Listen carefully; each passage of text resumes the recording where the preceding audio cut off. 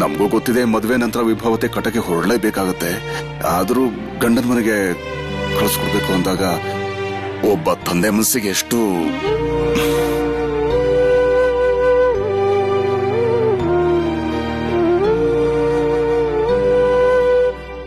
ಅಕ್ಷಯ್ ಅವರ ನನ್ನ ತಪ್ಪಿತಸ್ಥ ಅಂತ ಅನ್ಕೋಬೇಡಿ. ಇವತ್ತಂತೂ ಭಯದಲ್ಲಿ ನನ್ನ ಪ್ರಾಣನೇ ಹೊರಟು ಹೋಗಿತ್ತು. ಸರಿಯಾದ ಸಮಯಕ್ಕೆ ಎಲ್ಲಿ ತಲುಪ್ತೀವೋ ಇಲ್ವೋ ಅಂತ ಭಯ ಆಗ್ಬಿಟ್ಟಿತ್ತು ನನಗೆ. ಅದು ಅಲ್ಲದೆ ನಾವಿದ್ದ ಪರಿಸ್ಥಿತಿಲಿ ಇದಕ್ಕಿದ್ದಂತೆ ಬೇಗ ಬರೋದಕ್ಕೆ ಸಾಧ್ಯನೇ ಆಗ್ತಿರ್ಲಿಲ್ಲ ಅಕ್ಷಯ್ ಅವ್ರೆ. ಕೋಲ್ಕತ್ತಾದಲ್ಲಿ ಮತ್ತೇನಾದ್ರು ಧರಣಿಗಳು ಶುರುವಾಗ್ಬಿಟ್ರೆ ಎಲ್ಲ ಕಡೆನೂ ಪೊಲೀಸರ ಹದ್ದಿನ ಕಣ್ಣಿರುತ್ತೆ. ಆಗ ಎಲ್ಲಿ ಯಾವ ಸಮಸ್ಯೆ ಉಂಟಾಗುತ್ತೋ ಅಂತ ಹೇಳೋದಕ್ಕೂ ಆಗಲ್ಲ. ನಮ್ಮ ಮನೆ ಲಕ್ಷ್ಮಿನ ಸರಿಯಾದ ರೀತಿಲಿ ಮನೆಗೆ ತಲುಪಿಸೋದು ನಮ್ ಜವಾಬ್ದಾರಿ ಅಲ್ವಾ?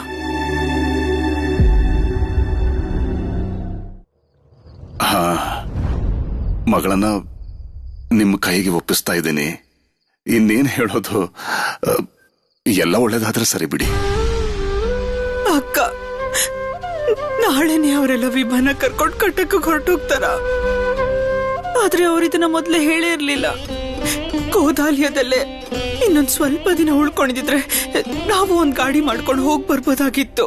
ಆದ್ರೆ ಇವರು ಕಟಕಕ್ಕೆ ಹೋಗ್ತಿದ್ದಾರೆ, ಬಹಳ ದೂರ. ನಮ್ಮ ಮಗಳು ಅಷ್ಟು ದೂರ ಹೊರಟೋಗ್ತಾಳ. ಈ ರೀತಿ ಅಳ್ತಾ ಕೂತಿದ್ರೆ ಏನ್ ಚೆನ್ನಾಗಿರುತ್ತೆ. ನಾವು ಅವಳನ್ನ ಖುಷಿಯಾಗಿ ಕಳಿಸ್ಕೊಡ್ಬೇಕಲ್ಲ.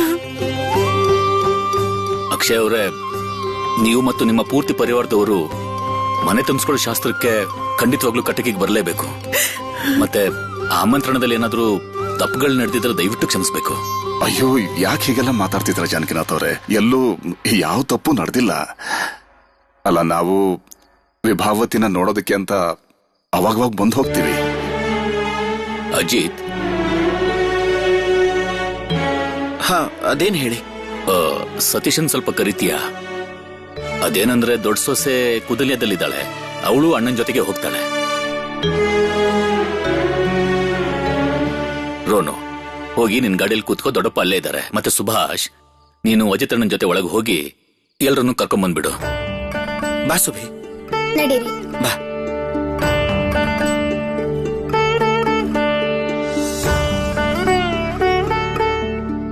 ಅಕ್ಕ, ನೀವೊಂದ್ಸಲ ಬೀಗ್ರ ಹತ್ರ ಹೇಳ್ ನೋಡ್ತೀರಾ? ಒಂದ್ಸಲ ಮಾತಾಡಿ. ಮಗಳನ್ನ ಅಷ್ಟು ದೂರ ಕಳಿಸ್ಕೊಡ್ತಾ ಇದೀವಿ. ಇನ್ನೊಂದ್ ಸ್ವಲ್ಪ ದಿನ ಮನೇಲಿ ಇರ್ಲಿ ಅಂತ ಅವ್ರನ್ನ ಒಪ್ಸಿ ಅಕ್ಕ. ಅವಳು ಹೋಗೋದನ್ನ ನೆನೆಸ್ಕೊಂಡ್ರೆ ನನಗ್ ದುಃಖ ಆಗ್ತಿದೆ ಅಕ್ಕ.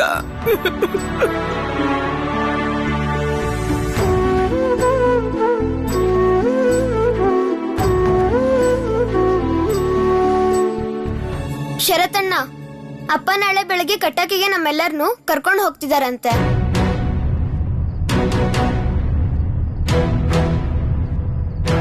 ನಾಳೆನೆ? ಹಾ ಸತೀಶ್ ಅವರೇ, ಅಲ್ಲೂ ಕೂಡ ಇದನ್ನೇ ಮಾತಾಡ್ತಾ ಇದ್ರು. ನಿಮ್ಮನ್ನ ಅಲ್ಲಿಗೆ ಬರೋಕ್ ಹೇಳಿದ್ರು. ಮೊದ್ಲು ಹೇಳೇ ಇರ್ಲಿಲ್ಲ. ಅಪ್ಪ ಇದ್ದಕ್ಕಿದ್ದಂಗೆ ನಿರ್ಧಾರ ಯಾಕೆ ಬದಲಾಯಿಸಿದ್ರು? ಸತೀಶ್, ಹೋಗ್ ನೋಡೋಣ ಬಾ. ನಡಿ ಪ್ರೋಮಿ ಅಕ್ಕ.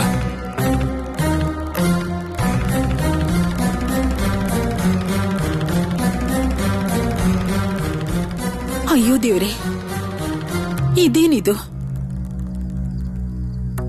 ನಾಳೆನೆ ವಿಮಾನ ಕರ್ಕೊಂಡು ಹೊರಟೋಗ್ತಾರಾ? ನಡಿ, ಸ್ವಲ್ಪ ಮಾತಾಡೋಣ.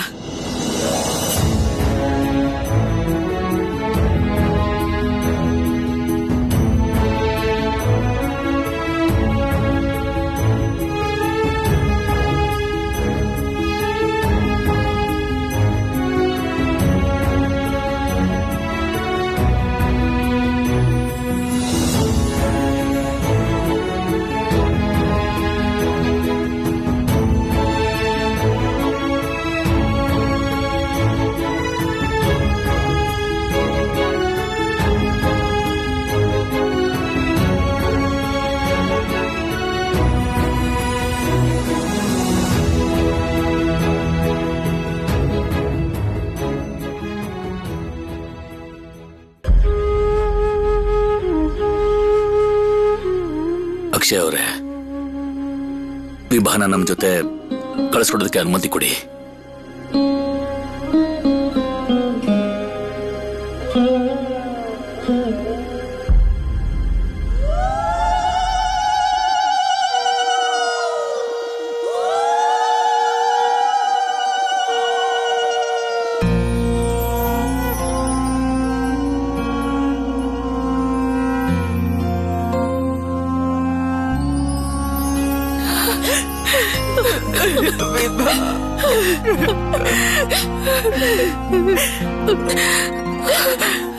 ಹೀಗ ಅಳ್ತಾ ಇದ್ರೆ ಹೇಗೆ ಭಾಗ್ಯ? ಮಗಳೀಗ ಬೇರೆ ಮನೆಗೆ ಹೋಗ್ಬೇಕು. ವಿಭಾ, ಈ ನಮ್ಮ ಮನೆಯಿಂದ ಹೊರಟೋದ್ರೆ ಈ ಮನೆ ಖಾಲಿ ಖಾಲಿ ಅನ್ಸುತ್ತೆ. ನಿಮ್ಗೆ ಗೊತ್ತಾಕ, ನೀವಿವಳನ್ನ ಮೊದಲನೇ ಸಲ ನನ್ ಮಡ್ಲಲ್ಲಿಟ್ಟಾಗ ಇವಳನ್ನ ಎತ್ತಿ ಆಡಿಸಿ ದೊಡ್ಡೊಳಗ್ ಮಾಡಿದೀನಿ. ಈಗ ಇವಳು ಹೊರಟೋದ್ರೆ ನನ್ ಗತಿ ಏನು? ಹೆಣ್ಮಕ್ಳು ಯಾವತ್ತಿದ್ರು ಗಂಡನ್ ಮನೆಗೆ ಹೋಗ್ಲೇಬೇಕಲ್ವಾ?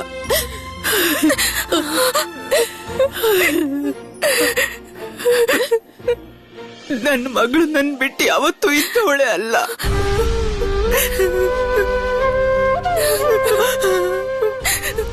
ಅವಳು ಕೋಪ ಮಾಡ್ಕೊಳ್ಳೋದು, ಬೇಸರ, ಸಂತೋಷ ಎಲ್ಲನೂ ನನ್ನ ಹತ್ರನೇ ಆಗಿತ್ತು.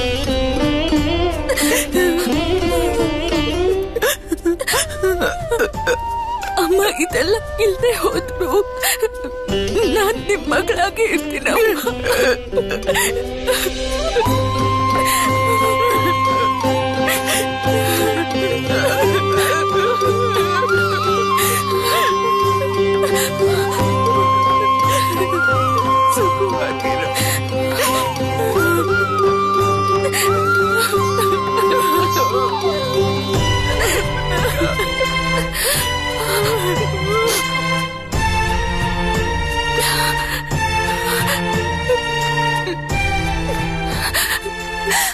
ಒಳ್ಳೇದಾಗ್ಲಪ್ಪ.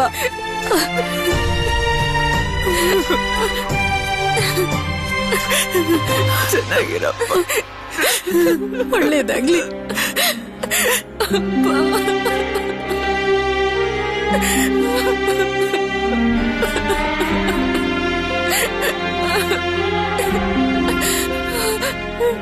ಮಗಳೇ ವಿಭಾ, ನೀನ್ ಯಾರ ಮನೆಗೆ ಹೋಗ್ತಾ ಇದೆಯೋ ಅಲ್ಲಿ ಅವ್ರು ನಿನ್ನ ಗೌರವಿಸ್ತಾರೆ. ನಿನ್ನ ಇಷ್ಟ ಕಷ್ಟಗಳನ್ನ ಅವ್ರು ನೋಡ್ಕೋತಾರೆ. ನಾನು ನಿನಗೆ ಆಶೀರ್ವಾದ ಮಾಡ್ತಿದ್ದೀನಿ ಮಗಳೇ. ನೀನು ಅಲ್ಲಿ ರಾಣಿ ತರ ಇರ್ತೀಯ.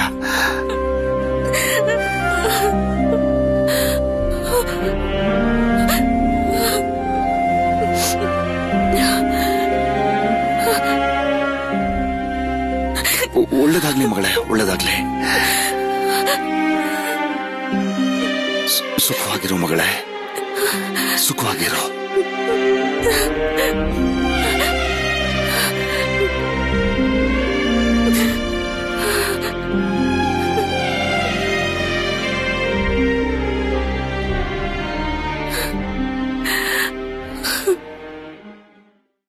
ನನ್ ತಂಗಿ ಸ್ವಲ್ಪ ಮೃದು ಸ್ವಭಾವದವಳು. ಅವಳನ್ನು ತುಂಬಾ ಚೆನ್ನಾಗಿ ನೋಡ್ಕೊಳ್ಳಿ.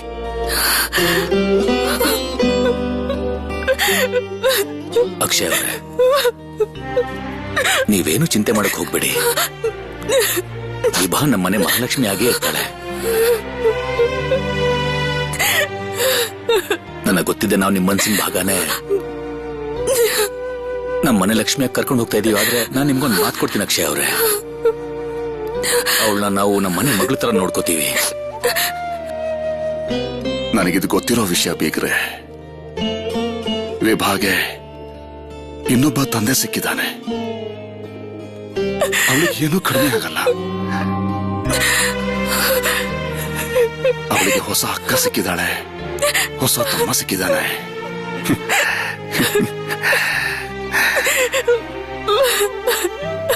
ಇರ್ಲಿ ಬಿಡಪ್ಪ, ಸುಖವಾಗಿರೋ.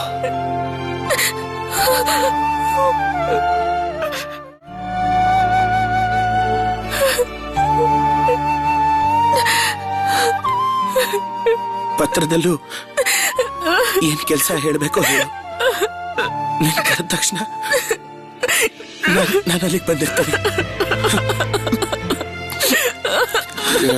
ಅವರೆಲ್ಲ ಹೊರಡ್ಬೇಕಪ್ಪ, ಬೇಗ ಮುಗಿಸಿ. ನೋಡಿ, ಅವ್ರು ತುಂಬಾ ದೂರ ಹೋಗ್ಬೇಕು. ಕಳ್ತಾ ನಿಂತ್ಕೊಂಡ್ರೆ ಹೇಗೆ? ಅವ್ರನ್ನ ಸಂತೋಷವಾಗಿ ಕಳಿಸ್ಕೊಡೋದು ನೋಡಿ.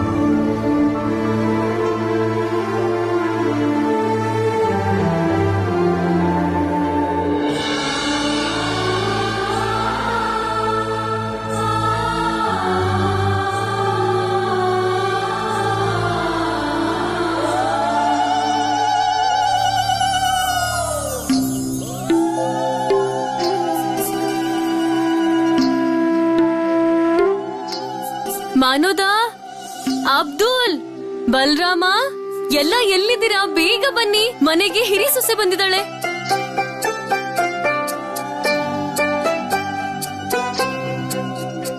ಮಾನೋದ,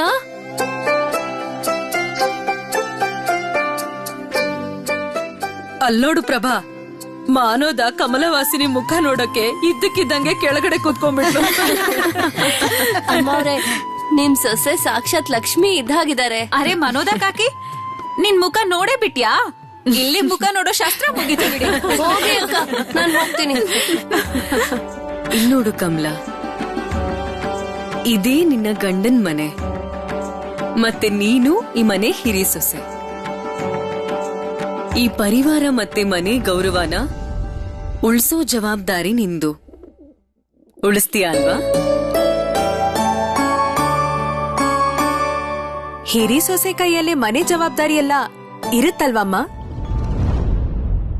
ಮನೇಲಿ ಎಲ್ರೂ ಇರ್ತಾರೆ, ಆದ್ರೆ ಜವಾಬ್ದಾರಿ ಒಬ್ಬರದೇ ಆಗಿರತ್ತೆ. ಸುಬೀರೋನು ಅತ್ಗೆನ ಕರ್ಕೊಂಡ್ ಹೋಗಿ ಈ ಮನೆಯಲ್ಲ ನೀನು ಒಂದ್ಸಲ ನೋಡ್ಕೊಂಡ್ ಬಾ. ಇವರು ನನ್ನ ಅಳಿಯನ್ ಹೆಂಡತಿ ಅಲ್ವಾ? ಇವರು ನನ್ ದೊಡ್ಡದ್ಗೆ ಹೇಗಾಗ್ತಾರೆ?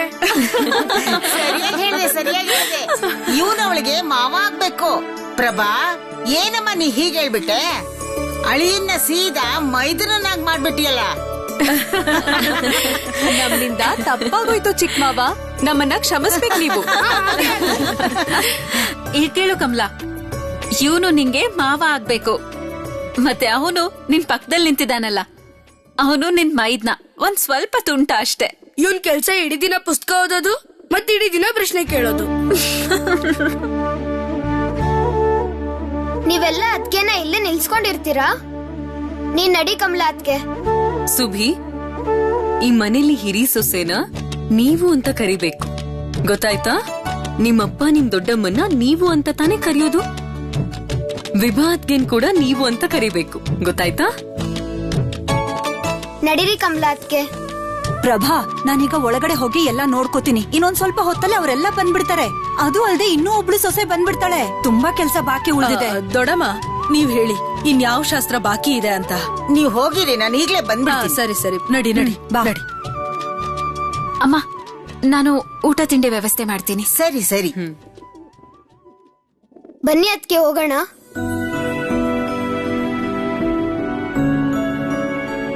ಬನ್ನಿ.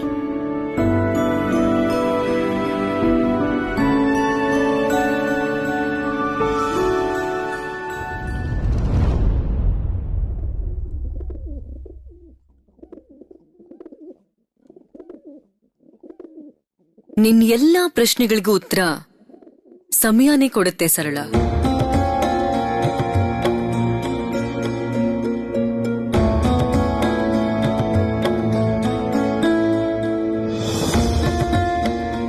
ಪ್ರಭಾ, ನಿನ್ನ ಜವಾಬ್ದಾರಿಗಳು ಜಾಸ್ತಿ ಆಗ್ತಾ ಇದೆ. ನಿನ್ ಮಗಳು ಸರಳ ಏನೆಲ್ಲ ಹೇಳಿದ್ಲೋ ಅದ್ಯಾವುದು ತಪ್ಪಲ್ವಲ್ಲ. ಅವಳು ಹೇಳಿದಾಗೆ ಇನ್ಯಾರು ನಿನ್ನ ಹತ್ರ ಹೇಳ್ಬಾರ್ದು. ಈಗ 2ನೇ ಸೊಸೆ ಮನೆಗ್ ಬಂದ್ಮೇಲೆ ಯಜಮಾನಿ ತರ ಆಗ್ಬಾರ್ದು. ಹಿರಿ ಸೊಸೆಗೆ ಈ ಮನೆಯಲ್ಲಿ ಯೋಗ್ಯವಾದ ಸ್ಥಾನ ಕೊಡು. ಅರ್ಥ ಆಯ್ತಾ? ಇಲ್ ಬನ್ನಿ ಕಮಲಾ ಅತ್ಗೆ. ಅಲ್ಲಿ ಮೂಲೆಯಲ್ಲಿರೋ ಕೋಣೆನ ನೋಡ್ತಾ ಇದ್ದೀರಾ? ಅಲ್ಲೇ ನಾನಿರೋದು.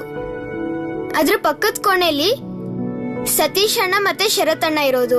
ಮತ್ತೆ ಚಿಕ್ಕಮ್ಮ ಕೋಣೆ ಆ ಕಡೆ ಇದೆ. ನನ್ ಪಕ್ಕದಲ್ಲಿರೋ ಕೋಣೆನೇ ದೊಡ್ಡಕ್ಕಂದು. ನನ್ ದೊಡ್ಡಕ್ಕ ನಿಮ್ಗೆ ಏನಾಗ್ಬೇಕು? ಅದೇನು ಅಂದ್ರೆ ಹಾ ಅತ್ತೆ ಅವರು. ಏನಾದ್ರೂ ಅರ್ಥ ಆಗ್ತಿದ್ಯಾ? ಗೊತ್ತಾಗ್ಲಿಲ್ಲ ಅಂದ್ರೆ ನೀವ್ ನನ್ನನ್ ಕೇಳ್ಬೋದು. ಸರಿ, ಈಗ ಮೊದ್ಲಿಂದ ಹೇಳಿ ಯಾರ್ಯಾರ ಕೋಣೆ ಎಲ್ಲೆಲ್ಲಿದೆ ಅಂತ. ಓ ಚಿಕ್ಕಮ್ಮವ, ನೀವು ಕಮಲಾ ಅತ್ಗೆಗೆ ಪಾಠ ಮಾಡೋದ್ ಶುರು ಮಾಡ್ಬಿಟ್ರಾ?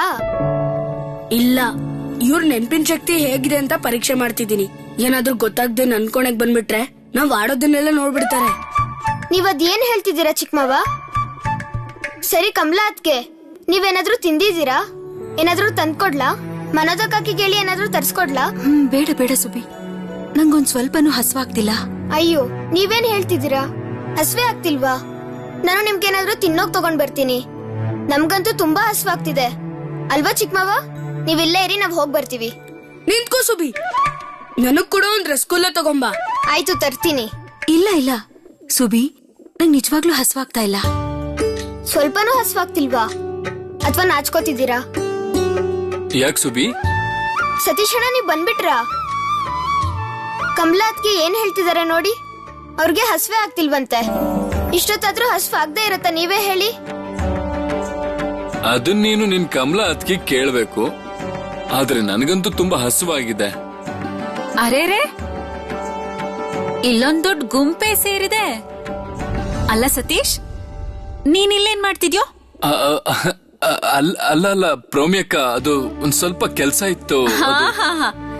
ನೀನ್ ಇಲ್ಲಿಗೆ ಯಾಕೆ ಬಂದಿದ್ಯಾ ಅಂತ ನನಗ್ ಚೆನ್ನಾಗೆ ಗೊತ್ತು ಬಿಡು. ಪ್ರೋಮ್ಯಕ್ಕ, ನೀವೊಳ್ಳೆ.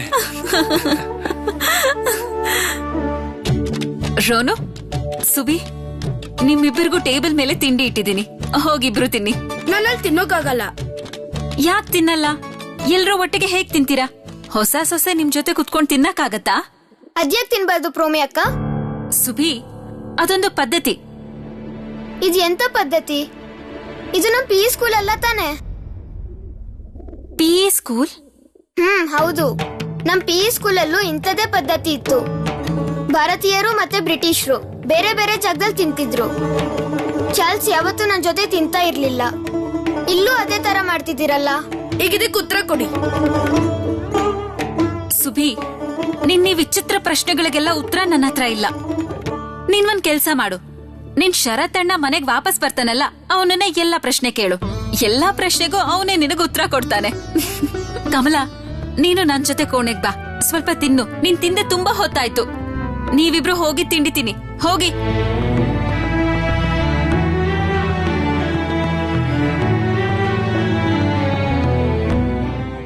ಅಲ್ಲ ಚಿಕ್ಕಮ್ಮವ, ಯಾಕೋ ಒಂದ್ ವಿಷಯ ನನ್ ತಲೆಗ್ ಹೋಗ್ತಾನೆ ಇಲ್ವಲ್ಲ. ಅಬ್ದುಲ್ ಕಾಕ ತಿನ್ನೋ ಜಾಗ ಬೇರೆದು, ಉಳಿದವರು ತಿನ್ನೋ ಜಾಗ ಬೇರೆದು. ಇನ್ನೊಬ್ಬ ಹಿತ್ಲಲ್ಲಿ ಕಸ ಗುಡ್ಸೋಕೆ ಬರ್ತಾನಲ್ವಾ, ಅವನ್ ತಿನ್ನೋ ಪಾತ್ರೆನೇ ಬೇರೆದು. ಮತ್ತೆ ಈಗ ಕಮಲಾ ಅತ್ಗೆನು ಬೇರೆ ಕಡೆ ತಿಂತಾರ? ಯಾಕೆ? ಎಲ್ಲ ಕಡೆನೂ ಇಷ್ಟೊಂದು ಭೇದ ಭಾವ ಯಾಕೆ ಮಾಡ್ತಾರೆ? ನಾವೆಲ್ಲ ಒಂದೇ ದೇಶದಲ್ಲೇ ಹುಟ್ಟಿದೀವಿ, ಒಂದೇ ಮನೇಲೇ ಇರ್ತೀವಿ. ಆದ್ರೂ ಇದೆಲ್ಲ ನಿನಗ್ ಸಾಕ್ ಮಾಡು. ನಿನ್ ಮಾತ್ನೆಲ್ಲ ಅರ್ಥ ಮಾಡ್ಕೊಳಕ್ ನನ್ನಿಂದ ಆಗಲ್ಲ. ನೀನ್ ಶರತ್ ಅಣ್ಣನ ಹತ್ರನೇ ಕೇಳ್ ನೋಡು. ಎಲ್ಲ ಒಟ್ಟಿಗೆ ಕುತ್ಕೊಂಡು ಊಟ ಮಾಡದೇ ಇದ್ರೆ ಒಟ್ಟಿಗೆ ಇರೋದಾದ್ರೂ ಹೇಗೆ?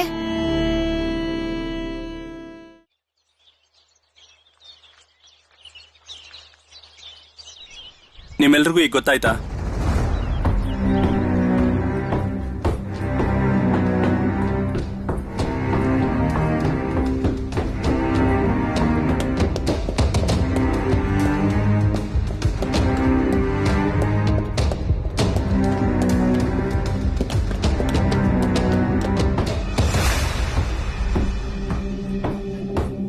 ಭಾರತ ಮಾತೆಯ ಎದೆಯ ಮೇಲೆ ಬೂಟಿನ ಶಬ್ದ ಒಂದು ದಿನ ಸ್ತಬ್ಧವಾಗೋದು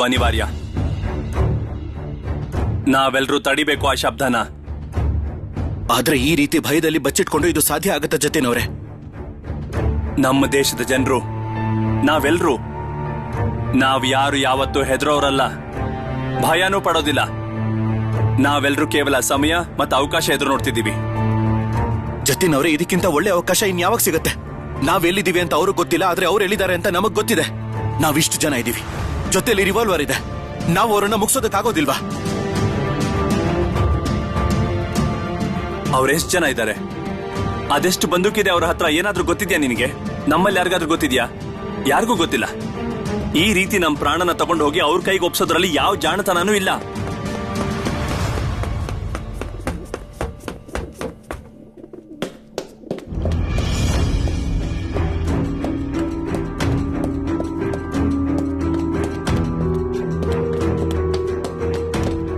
ಹೊರಗಡೆ ಪೊಲೀಸ್ನವರು ಕಾಯ್ತಾ ಇದ್ದಾರೆ. ಯಾವಾಗ ಬೇಕಾದ್ರೂ ಒಳಗ್ ಬರ್ಬೋದು.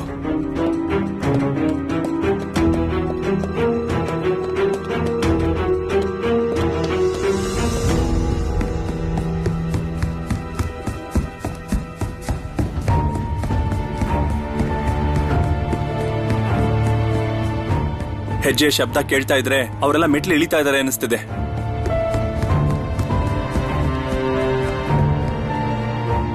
ಹೊರಟೋದ್ರು ಅನ್ಸುತ್ತೆ. ಕೇಳಿಸ್ಕೊಳ್ಳಿ, ಹೀಗೆ ನಾವು ಹೆಚ್ಚೊತ್ತು ಈ ಜಾಗದಲ್ಲಿರೋದು ಒಳ್ಳೇದಲ್ಲ.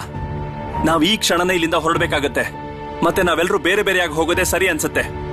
ಒಟ್ಟಾಗೇನಾದ್ರೂ ಹೊರಗಡೆ ಹೋದ್ರೆ ಅಪಾಯ ಇನ್ನೂ ಹೆಚ್ಚಾಗ್ಬಿಡುತ್ತೆ. ಬಂದೂಕ್ನೆಲ್ಲ ಒಳಗಿಟ್ಕೊಳ್ಳಿ. ನನಗೀಗ ಅರ್ಥನೇ ಆಗ್ತಾ ಇಲ್ಲ. ಪೊಲೀಸರಿಗೆ ಏನಾದ್ರೂ ಸಂದೇಹ ಇದೆಯಾ?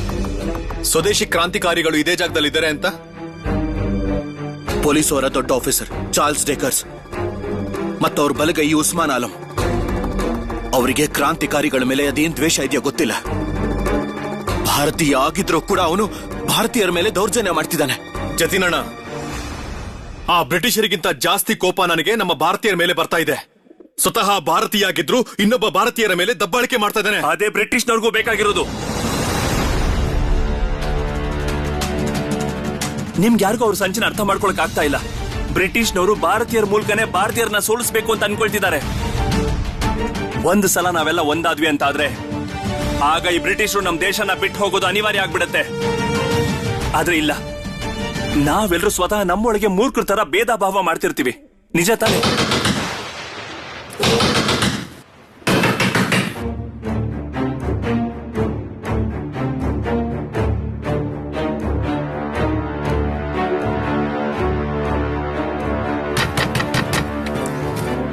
ನಾನು ಅನುಪಮ.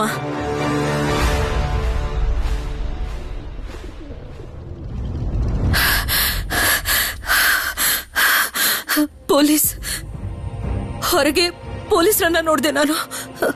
ನಾವೆಲ್ಲರೂ ತಪ್ಪಿಸ್ಕೋಬೇಕು. ಮನೆನ ಸುತ್ತುವರೆದಿದ್ದಾರಾ? ಇಲ್ಲ, ಆದ್ರೆ ಹೊರಗೆ ಪೊಲೀಸರು ಪಕ್ಕದ ಮನೆಗೆ ಅವ್ರು ನುಗ್ಗೋದನ್ನ ನಾನು ನೋಡ್ದೆ. ಇದರ ಅರ್ಥ ಏನಂದ್ರೆ ಅವರಿಗೆ ನಾವೆಲ್ಲ ಇಲ್ಲಿದ್ದೀವಿ ಅಂತ ಸಂದೇಹ ಬಂದಿದೆ. ಆದ್ರೆ ಇನ್ನೂ ಸರಿಯಾಗಿ ಗೊತ್ತಾಗಿರಲ್ಲ. ನಾವಿದೇ ಅವಕಾಶ ಲಾಭ ಪಡ್ಕೊಂಡು ಇಲ್ಲಿಂದ ತಪ್ಪಿಸ್ಕೋಬೇಕು. ನನ್ನ ಹತ್ರ ವೇಷ ಬದಲಾಯಿಸಕ್ಕೆ ಏನೇನ್ ಬೇಕೋ ಅದೆಲ್ಲ ಇದೆ. ನಾವೆಲ್ಲರೂ ಇಲ್ಲಿಂದ ಬೇಗ ವೇಷ ಬದಲಾಯಿಸ್ಕೊಂಡು ತಪ್ಪಿಸ್ಕೋಬೇಕು. ನೋಡಿ, ಇದ್ರಲ್ಲಿ ಎಲ್ಲಾನು ಇದೆ. ಇಲ್ಲ ಅಂದ್ರೆ ನಾವು ಬೇಗ ಸಿಕ್ಕಾಕೊಂಡ್ಬಿಡ್ತೀವಿ. ಬೇಗ ವೇಷ ಬದಲಾಯಿಸ್ಕೊಂಡು ತಪ್ಪಿಸ್ಕೊಳ್ಳೋಣ. ನೋಡಿ,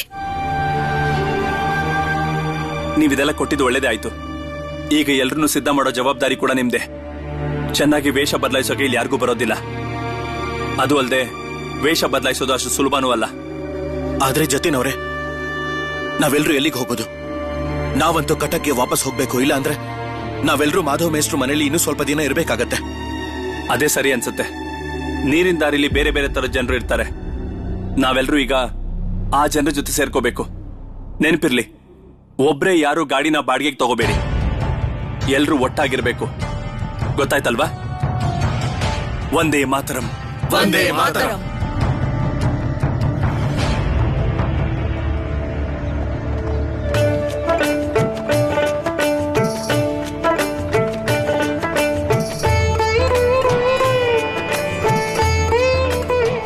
ಸುರೇಶ್, ನೀನ್ ಹೋಗಿ ದೋಣಿ ಬಾಡಿಗೆಗೆ ಸಿಗತ್ತೋ ಇಲ್ಲ ಅಂತ ವಿಚಾರಿಸು. ನಾವೆಲ್ಲರೂ ಬೇಗ ತಲುಪೋಕಾಗತ್ತೆ. ಅಪ್ಪ, ತೊಮ್ಲೋಕ್ವರೆಗೂ ಅಷ್ಟೇ ಅಲ್ವಾ? ಹೌದು, ತೊಮ್ಲೋಕ್ವರೆಗೆ. ಅಲ್ಲಿಂದ ನಾವೆಲ್ಲ ಕಟಕಿಗೆ ಕುದುರೆ ಗಾಡಿಯಲ್ಲಿ ಹೋಗ್ತೀವಿ. ವಿಭಾಗೆ ಸುಮ್ನೆ ಯಾವ ತರ ತೊಂದರೆ ಆಗ್ಬಾರ್ದು. ಆಗ್ಲಿ ಅಪ್ಪ.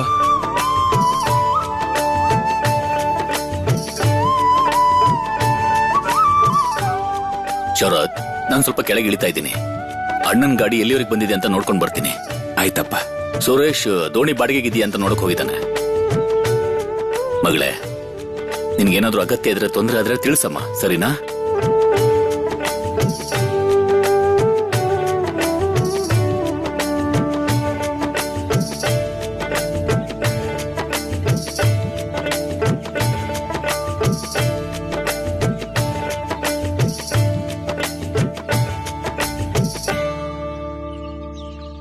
ಪ್ರಯಾಣ ತುಂಬಾ ದೂರದ್ದು. ನಿಮ್ಗೇನು ತೊಂದರೆ ಆಗ್ಲಿಲ್ಲ ಅಲ್ವಾ?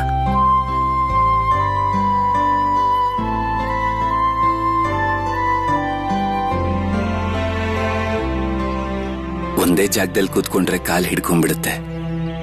ಇಲ್ಲಿಂದ ನಾವೆಲ್ಲರೂ ದೋಣಿಯಲ್ಲೇ ಹೋಗೋಣ. ನಿಮಗೆ ಇಳಿಬೇಕು ಅನ್ಸಿದ್ರೆ ಕೆಳಗೆ ಇಳಿಬಹುದು.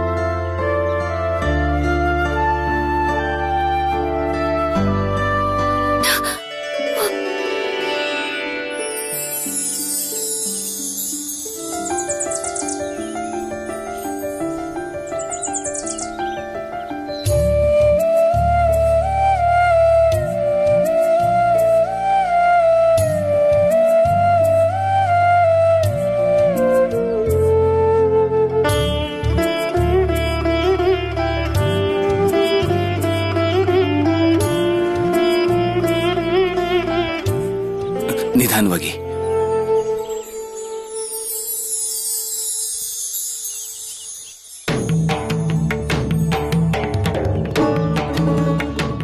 ಶರತ್, ನೀವಿಬ್ರು ಇಲ್ಲೇ ಇರಿ. ಯಾಕೋ ಸುರೇಶ್ ತುಂಬಾ ತಡ ಮಾಡ್ತಿದ್ದಾನೆ. ನಾನು ಒಂದ್ಸಲ ಹೋಗಿ ನೋಡ್ಕೊಂಡ್ ಬರ್ತೀನಿ.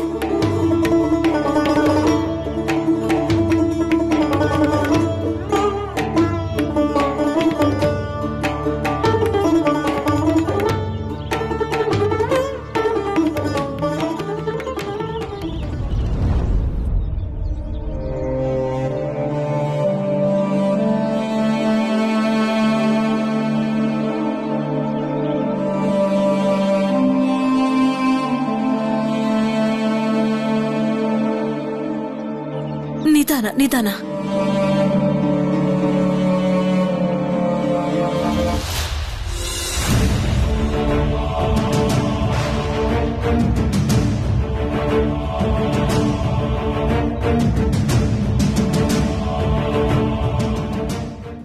ಶರತ್, ಅನಂತ್ ಅವರೇ, ಅವರೆಲ್ಲ ಇಲ್ಲಿ?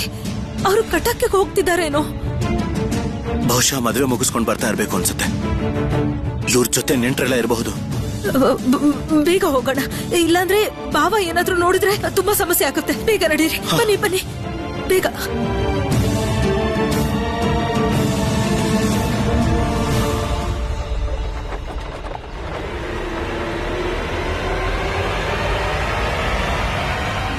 ಪೊಲೀಸ್ ಪೊಲೀಸ್, ಬನ್ನಿ ಬನ್ನಿ.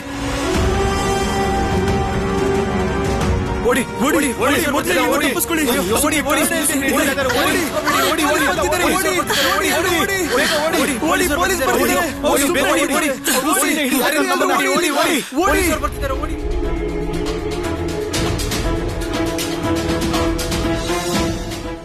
ಅನು, ಅನು, ನಾವಿಲ್ಲಿಂದ ಓಡ್ ಹೋಗ್ಬೇಕು. ಅನು, ಪೊಲೀಸ್!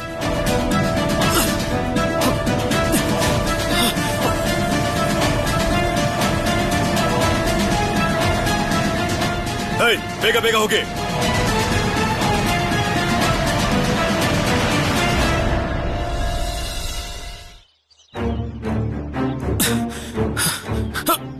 ಕ್ಷಮೆ ಇರಲಿ, ಕ್ಷಮೆ ಇರಲಿ.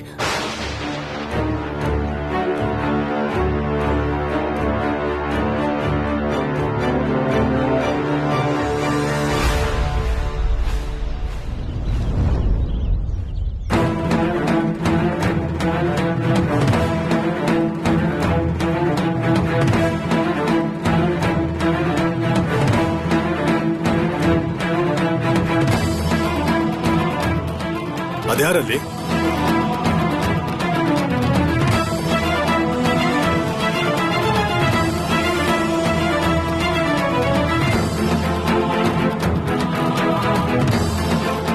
ಏಯ್, ಎಲ್ಲ ಬನ್ನಿ ನನ್ನ ಜೊತೆ.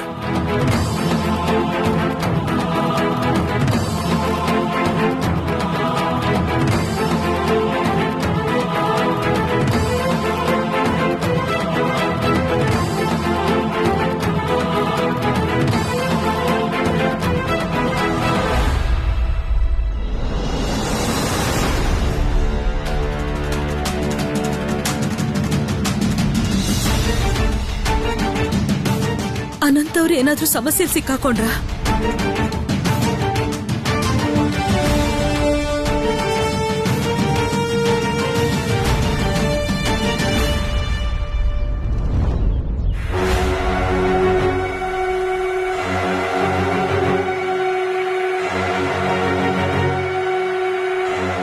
ನೀವು ಇಲ್ಲಿ ಯಾರಾದ್ರೂ ಸಾಧು ಹೋಗಿದ್ದನ್ನು ನೋಡಿದ್ರ?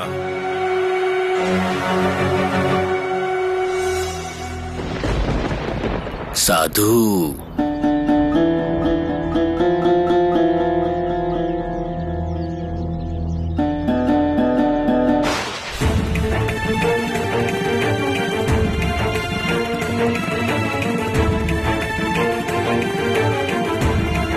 ಅನು ಚಿಕ್ಕಮ್ಮನ್ನ ಅಪ್ಪ ನೋಡಿದ್ರ? ನೀವು ಇಲ್ಲಿ ಯಾರಾದ್ರೂ ಸಾಧು ಹೋಗಿದ್ದನ್ನು ನೋಡಿದ್ರ? ಸಾಧು ಅವ್ರು ತಾನೆ? ಆ ಸಾಧು ಅವರು ಆ ಕಡೆಗೆ ಹೊರಟೋದ್ರು. ಆ ಕಡೆಗೆ.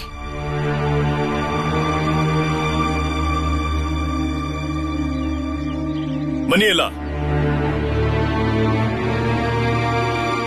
ಈಗೆಲ್ಲ ಮುಗೀತು. ಅನು ಚಿಕ್ಕಮ್ಮನ್ ಕಾಪಾಡಕ್ಕಿನಾಗೋದಿಲ್ಲ. ಮಾಮ್ನೂರು ತುಂಬಾ ಕೋಪ ಮಾಡ್ಕೋತಾರೆ. ನೀವ್ ಹೋಗಿ ಅನು ಚಿಕ್ಕಮ್ಮನ ಕಾಪಾಡಿ. ನೀವ್ ಹೋಗಿ. ನೀನ್ ನಿನ್ ಗಂಡನ ಮನೆಗೆ ಹೋಗಿದ್ದೆ ತಾನೆ? ಏನೋ ಕೆಲಸ ಇದೆ ಅಂತ ಹೇಳಿ. ನಿಮ್ ಮಾವನವ್ರ ಆರೋಗ್ಯ ಸರಿ ಇಲ್ಲ ಅಂತ ಹೇಳಿದ್ದೆ. ಇದೆಲ್ಲ ಏನ್ ನಡೀತಾ ಇದೆ ಇಲ್ಲಿ? ನನ್ನನ್ನು ಕ್ಷಮಿಸ್ಬಿಡಿ ಬಾವ. ನಾನೀಗ ಏನು ಹೇಳೋ ಪರಿಸ್ಥಿತಿಯಲ್ಲಿಲ್ಲ. ಇಲ್ಲೆಲ್ಲ ಕಡೆನೂ ಪೊಲೀಸ್ನವರು ಇದ್ದಾರೆ. ನಿಮಗ್ ಸರಿ ಅನ್ಸಿದ್ರೆ ನನ್ನನ್ನ ಪೊಲೀಸರಿಗೆ ಹಿಡಿದುಕೊಡಿ. ಆದ್ರೆ ನನಗ್ ಗೊತ್ತಿದೆ ನೀವು ದೇಶನ ತುಂಬಾ ಪ್ರೀತಿ ಮಾಡ್ತೀರಾ ಅಂತ. ಅನ್ಯಾಯದ ವಿರುದ್ಧ ಎದ್ದು ನಿಲ್ಲೋ ಶಕ್ತಿ ನಿಮಗಿದೆ. ಯಾವ ಬ್ರಿಟಿಷರು ಈ ದೇಶದ ಜನರ ಅಧಿಕಾರನ ಕಿತ್ಕೊಂಡಿದಾರೋ ನಾನ್ ಅವ್ರ ವಿರುದ್ಧ ನಿಂತಿದ್ದೀನಿ.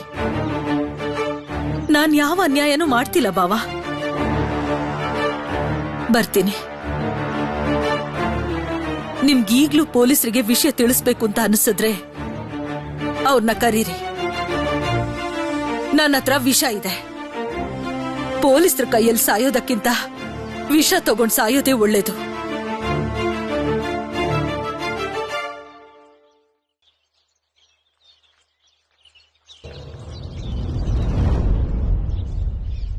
ಅಪ್ಪ, ನೀವು ಈ ಕಡೆ ಬನ್ನಿ, ನಾನು ನಿಮ್ಗೆಲ್ಲಾ ವಿಷಯನೂ ಹೇಳ್ತೀನಿ. ನೀನ್ ಹೇಳ್ತೀಯ ಅಂದ್ರೆ ಏನರ್ಥ? ಇದರ ಅರ್ಥ ಏನ್ ಶರತ್? ಅಂದ್ರೆ ಇದೆಲ್ಲ ನಿನಗೆ ಗೊತ್ತಿದೆ ಅಂತಾಯ್ತು. ಅನುಪಮ ಈ ಕೆಲಸದಲ್ಲಿ ಶಾಮೀಲಾಗಿರೋದು ನಿನಗೆ ಗೊತ್ತಿದೆ. ಅವಳ ಗಂಡನ ಮನೆಗೆ ಹೋಗೋದು, ಅವಳ ಮಾವನ ಆರೋಗ್ಯ ಕೆಟ್ಟು ಹೋಗೋದು, ಇದೆಲ್ಲ ನಾಟಕ, ಇದೆಲ್ಲ ನಿಂಗೆ ಗೊತ್ತಿತ್ತು. ಮನೆಯಲ್ಲೇ ಇದ್ಕೊಂಡು ಅನುಪಮ ಇಷ್ಟೆಲ್ಲ ಕೆಲಸ ಮಾಡ್ತಾ ಇದ್ದಿದ್ದು ಇದು ನಿನಗೆ ಗೊತ್ತಿತ್ತು ಶರತ್.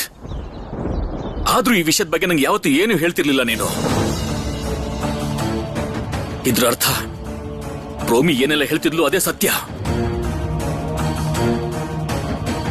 ಯಾಕೆ ಸುಮ್ನೆ ಇದೆಯಾ ಶರತ್? ಉತ್ತರ ಕೊಡು. ಅದ್ಯಾಕೆ ನನಗೆ ಹೇಳಿಲ್ಲ ಇದೆಲ್ಲ? ಹೇಗೆ ಹೇಳಿ ಅಪ್ಪ? ಅನು ಚಿಕ್ಕಮ್ಮ ದೇಶಕ್ಕಾಗಿ ಕೆಲಸ ಮಾಡ್ತಿದ್ದಾರೆ. ನಿಮ್ಗೇನಾದ್ರೂ ಗೊತ್ತಾಗಿದ್ರೆ ನೀವಂತೂ ಅವ್ರಿಗೆ ಕೆಲಸ ಮಾಡಕ್ ಬಿಡ್ತಾ ಇರ್ಲಿಲ್ಲ. ಅನು ಚಿಕ್ಕಮ್ಮ ಯಾರಿಗೂ ಹೇಳ್ದೆ ಕೇಳ್ದೇನೆ ಮನೆ ಬಿಟ್ಟು ಹೋಗಿದ್ರು. ಹೇಳಿದಿದ್ರೆ ಅಪಾಯ ಇನ್ನೂ ಹೆಚ್ಚಾಗ್ತಿತ್ತು. ನಾವೆಲ್ಲ ಅನು ಚಿಕ್ಕಮ್ಮನ ಹುಡುಕಿದ್ರು ಸಿಗ್ತಿರ್ಲಿಲ್ಲ. ಈ ಕಾರಣಕ್ಕೆ ಇಷ್ಟು ದೊಡ್ಡ ವಿಷಯನ ನೀನು ನನ್ನಿಂದ ಮುಚ್ಚಿಟ್ಟಿ ಅಲ್ವಾ? ಅನುಪಮ ಇದನ್ನೆಲ್ಲ ಮಾಡ್ತಿರೋದ್ ಬಗ್ಗೆ ಮನೆಯಲ್ಲಿ ಮತ್ತೆ ಯಾರ್ಯಾರಿಗೆ ಗೊತ್ತಿದೆ? ನಿನ್ ತಾಯಿಗೆ ಗೊತ್ತಿದ್ಯಾ? ಹಾಗಾದ್ರೆ ನಿನಗೆ ಅನುಪಮ ಬಗ್ಗೆ ಏನೇನ್ ಗೊತ್ತಿದೆಯೋ ಅದನ್ನೆಲ್ಲ ನನಗೆ ಹೇಳು. ಅನು ಚಿಕ್ಕಮ್ಮ ಎಲ್ಲಿಗೆ ಹೋಗಿದ್ದಾರೆ ಅಂತ ಗೊತ್ತಿಲ್ಲಮ್ಮ. ನಾನ್ ನಿಮ್ ಹತ್ರ ಒಂದೇ ವಿಷಯನ ಮುಚ್ಚಿಟ್ಟಿದ್ದು. ಅನು ಚಿಕ್ಕಮ್ಮ ಸ್ವದೇಶಿ ಆಂದೋಲನದ ಜೊತೆ ಸೇರ್ಕೊಂಡಿದ್ದಾರೆ. ಕೋಲ್ಕತ್ತಾಗೆ ಬರೋದಕ್ಕೂ ಮೊದಲು ಅಮ್ಮಂಗೆ ವಿಷಯ ಹೇಳಿ ಬಂದಿದ್ದೆ ಅಪ್ಪ. ವಾಹ್, ಮತ್ಯಾರ್ಯಾರಿಗೆ ಗೊತ್ತು? ಚಿಕ್ಕಮ್ಮ, ನಿಮ್ ಮಾತಿಂದಾನೇ ನನಗನ್ನಿಸ್ತು ನೀವು ಸ್ವದೇಶಿ ಅಂತ. ಹಾಗೆ ಇನ್ನೊಬ್ಬರಿಗೂ ಗೊತ್ತಿದೆ.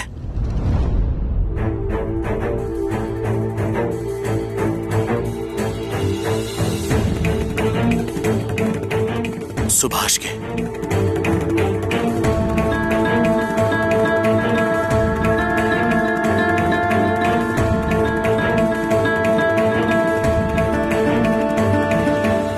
ಸುಭಾಷ್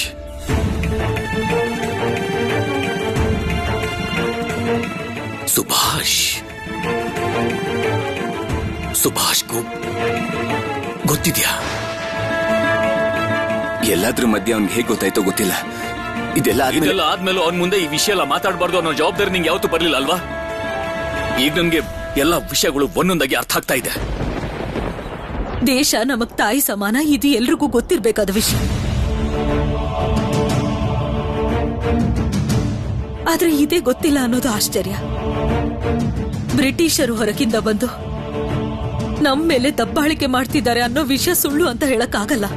ಆಶ್ಚರ್ಯ ಆಗ್ತಿದೆ.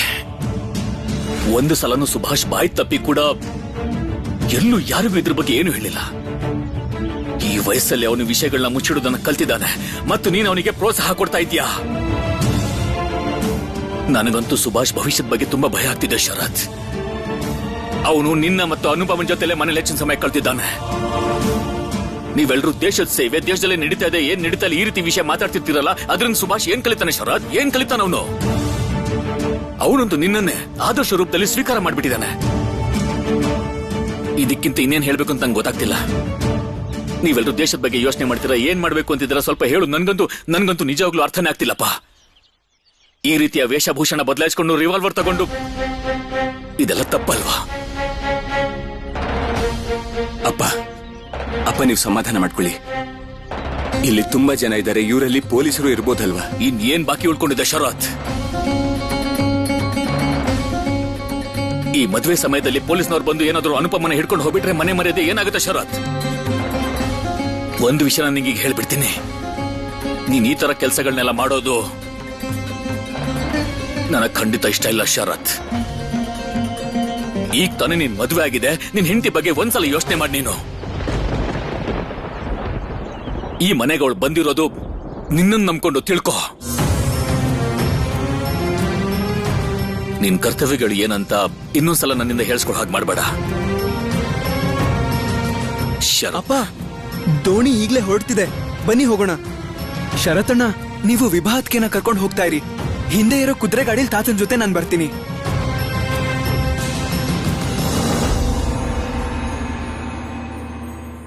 ಅಪ್ಪಂಗ್ ಏನಾಯ್ತು ಶರತಣ್ಣ?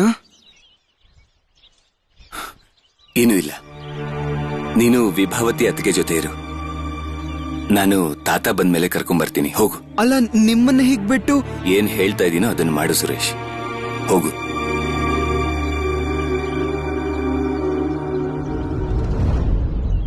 ವಿಭಾತ್ಗೆ ಬನ್ನಿ. ಶರತಣ್ಣ ಸ್ವಲ್ಪ ಹೊತ್ತಾದ್ಮೇಲೆ ಬರ್ತಾರಂತೆ. ಬನ್ನಿ.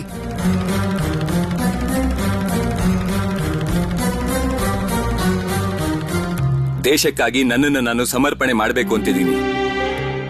ಹೀಗಿರುವಾಗ ನಿಮ್ಮನ್ನ ಮದುವೆ ಮಾಡ್ಕೊಂಡು ನಿಮ್ ಕನ್ಸನ್ನೆಲ್ಲ ನುಚ್ಚುನೂರು ಮಾಡೋದು ನನಗಿಷ್ಟ ಇಲ್ಲ. ನಾನು ಇದನ್ನೇ ಹೇಳಕ್ ಬಂದೆ. ನಾನು ನಿಮ್ಗೊಂದು ವಿಷಯ ಹೇಳ್ಬೇಕು. ನಾನದನ್ನ ಹೇಳ್ದೆ ಹೋದ್ರೆ ಆಮೇಲೆ ಅದು ಸರಿ ಅನ್ಸೋದಿಲ್ಲ.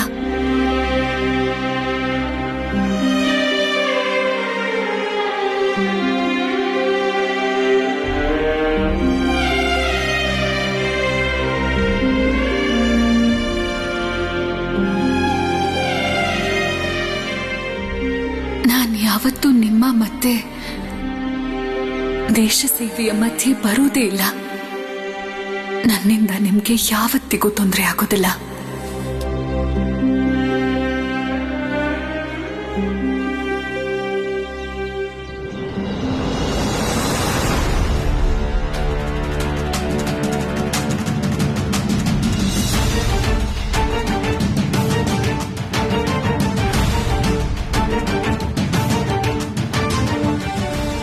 ಈ ಪೊಲೀಸರು ಈಗಲೇ ತಪಾಸಣೆ ಮಾಡಕ್ ಶುರು ಮಾಡ್ತಾರೆ. ಅನು ಚಿಕ್ಕಮ್ಮ ಹೊರಟು ಹೋಗಿರ್ತಾರಲ್ವಾ?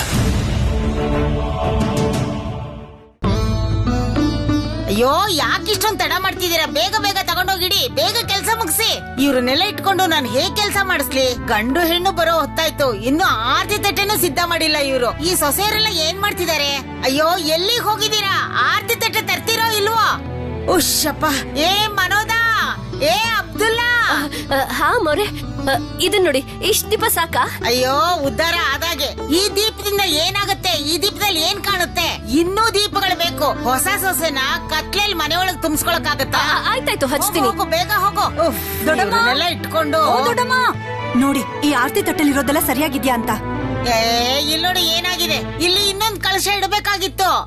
ಹಾ, ನೀವೆಲ್ಲ ಏನ್ ಮಾಡ್ತಾ ಇದ್ದೀರಾ? ಸತೀಶನ್ ಮದುವೆಲಿ ಎಲ್ಲ ಹೇಳ್ಕೊಟ್ಟಿದ್ದೆ, ಈಗ ಮತ್ತೆ ಎಲ್ಲ ಹೇಳ್ಕೊಡ್ಬೇಕಾ? ಸರಿ ಸರಿ, ನಾನ್ ಸಜಲಿಗೆ ಹೇಳ್ತೀನಿ, ಅವಳು ಕಳಶ ತಂದ್ಕೊಡ್ತಾಳೆ. ಸರಿ, ನಾನೊಂದ್ ಮಾತ್ ಹೇಳ. ಅವಾಗಿಂದ ನೋಡ್ತಾ ಇದ್ದೀನಿ ನೀನು ಮತ್ತೆ ಸಜಲಿನೇ ಕೆಲ್ಸ ಮಾಡ್ತಾ ಇದ್ದೀರಾ. ಉಳ್ದ ಹೆಣ್ಮಕ್ಳೆಲ್ಲ ಎಲ್ಲಿ ಹೋದ್ರು? ಅರೆ ಪ್ರೋಮಿ, ಸರಣ. ಹಾ ಹಾ ಅಜ್ಜಿ, ಬಂದೆ ಬಂದೆ. ಅಲ್ಲ, ನೀವ್ ಯಾಕೆ ಇಷ್ಟೆಲ್ಲ ಅವಸರ ಮಾಡ್ತಿದ್ದೀರಾ ಅಂತ. ಅವ್ರು ಬರೋದಕ್ಕೆ ಇನ್ನೂ ಸಮಯ ಇದೆ. ಇನ್ನು ಸಮಯ ಇದ್ಯಾ? ಇನ್ನು ಸಮಯ ಇದೆ ಅಂದ್ರೆ ಆಗತ್ತಾ? ಓ, ನೀವ್ ಯಾವ ಕೆಲ್ಸನೂ ಸರಿಯಾಗಿ ಕಲಿಯೋದಿಲ್ಲ. ನಿನ್ ಮಗನ್ ಮದ್ವೆನಲ್ಲೂ ಈ ಅತ್ತೆ ಮತ್ತೆ ಅಜ್ಜಿ ಕೈಲಿ ಕೆಲ್ಸ ಮಾಡಿಸ್ಬಿಡು. ಇಲ್ಲ ಇಲ್ಲ, ಹಾಗಲ್ಲ. ಹೇಳಿ, ಏನ್ ಮಾಡ್ಬೇಕು ಅಂತ. ಪ್ರೋಮಿ, ಹೋಗು, ಎಲ್ಲಾ ದೀಪಗಳನ್ನ ಬಾಗ್ಲ ಹತ್ರ ಇಟ್ ಬಾ. ಮತ್ತೆ ಸರಿಯಾಗಿದ್ಯಾ ಅಂತ ನೋಡ್ಕೊಂಡ್ ಬಾ. ಹಾಗೆ ಸ್ವಾಗತಕ್ಕೆಲ್ಲ ಸಿದ್ಧತೆ ಆಗಿದ್ಯಾ ಅಂತ ನೋಡ್ಕೊಂಡ್ ಬಾ.